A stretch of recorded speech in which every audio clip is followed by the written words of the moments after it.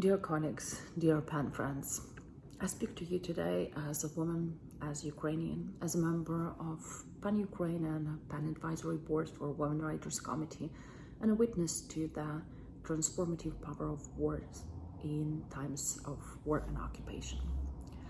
I came from a land whose coasts are celebrated this week at the Port Festival in Odessa, focused on Uzberežje Svobody, means the shores of freedom. Yes, another literary festival in times of war. It became more challenging to write risk assessments and find venues with shelters, and as well as run face controls for security reasons. But here we are. Let me put it simply.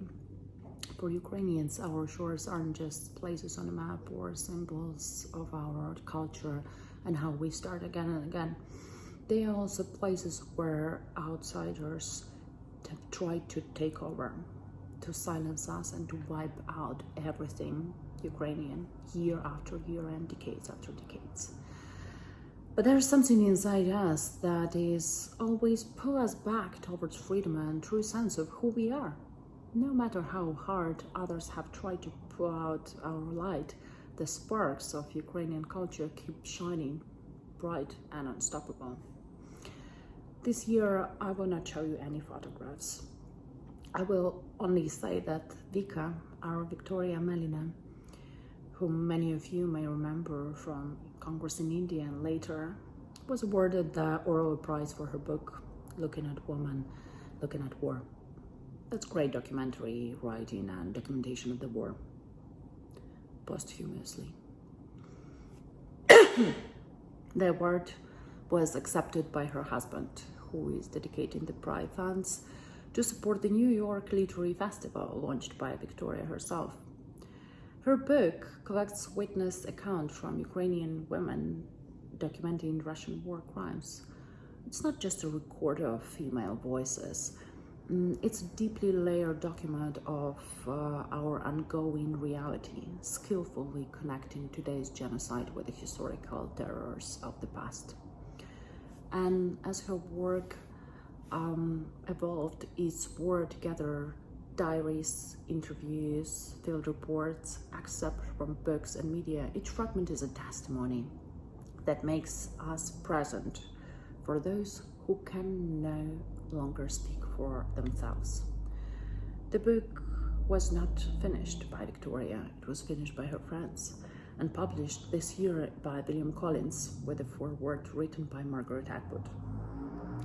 This is an unfinished collection of reports about Ukrainian women who document Russian war crimes.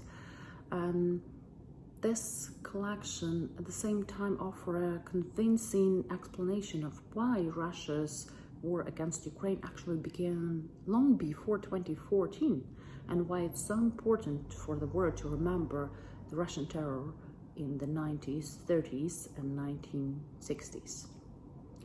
This year at Oscar, we are represented by the new film of Mstislav Chernov, 2,000 meters from Avdiivka. In Avdiivka, most of the heroes in this film truly are heroes, posthumously as well. In the 11th year of the war, there are now so many of our dead. If not in every family, then just one handshake away. Mars filled in Vivis filled with bodies and memories.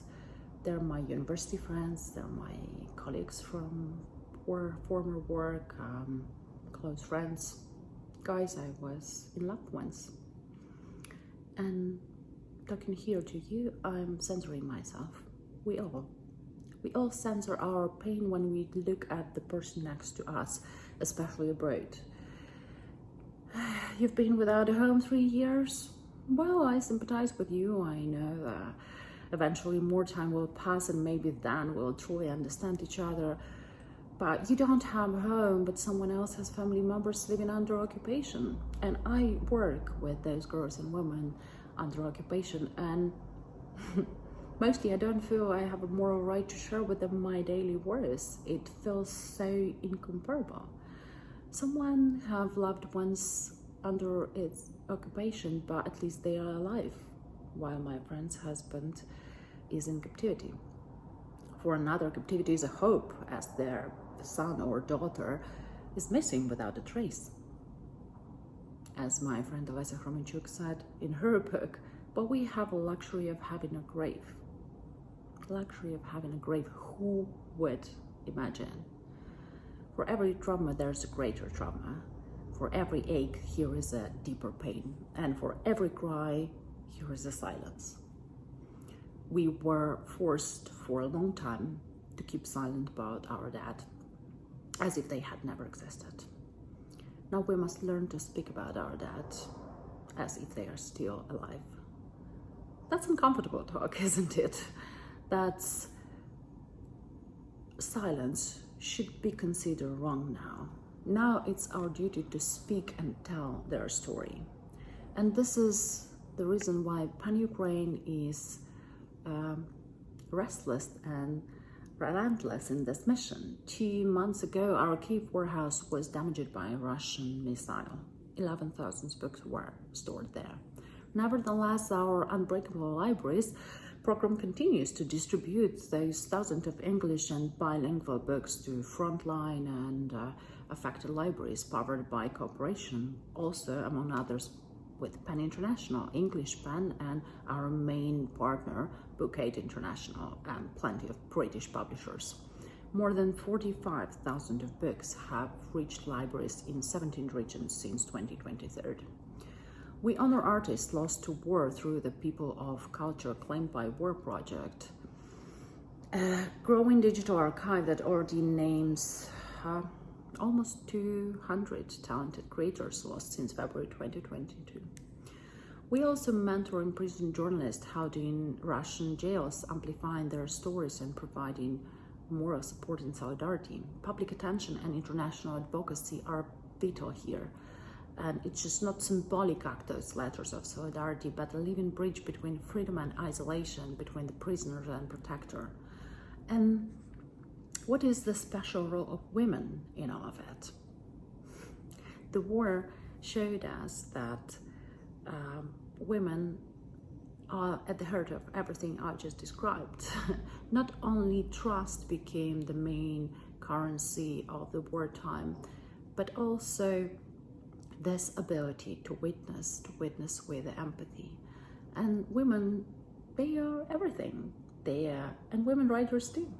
They are warriors. My friend Eva is a great poet, but also she's a soldier and she's on the front line now. They are documentarists, they are truth teller advocates, and their tireless voice behind so many effort. That's from frontline librarians who risking their safety to deliver books to the writers which had to join the army forces or facing immense loss and recording testimonies, or volunteer collecting supporting letters of prisoners. They are the ones listening to the pain of others, translating silence into words and shaping how the world will remember this word. In truth, the very act of documenting, advocating, and caring, the work of pen, the work of writers, it's powered by this empathy and determination. And Ukrainian women are keeping the current of our culture alive. I'm finishing my book on culture resistance and no violence resistance, and I can tell that their voices are irreplaceable. And in the spirit of this Congress and of our shared commitment to words of the free, let us listen to them and let us not allow their work or their experience to slip into silence. And today I want to ask you one thing. I'll ask you to apply your writer's magic. Turn silence into words. Speak for us and about us. Translate the silence into words as only writers can. This is our fight against the syndrome of banality, against becoming indifferent to each other's suffering. So raise your voices for our imprisoned journalists and cultural figures. Your attention, your solidarity letters, your advocacy can save lives and preserve hope. Support our libraries and festivals. Nominate and amplify Ukrainian voices in every part of the world you are. Remember those lost and challenge the world to reckon with the crimes against Ukrainian culture. Don't allow the stories to be erased. Insist on precise, truthful fact-finding. Teach empathy. Reject cynism and let your words strike with the current of a strong story. This is what you all can. And the theme of Pan-Ukraine for this year is being in the world. To be in the world is to fight for our place, our voices, the right to be heard and to be told about. Thank you. Thank you for your attention, your solidarity, and for making words powerful enough to keep us present. As one of Ukrainian writers, Anton Sanchenko, said, culture is humanity backup. And literature is irreplaceable in this task now. Every act of speaking out, collecting stories, and refusing silence repairs the breach. I think that making words powerful enough to keep us present, both for ourselves and for those who can no longer speak. This is our act of solidarity today. Thank you.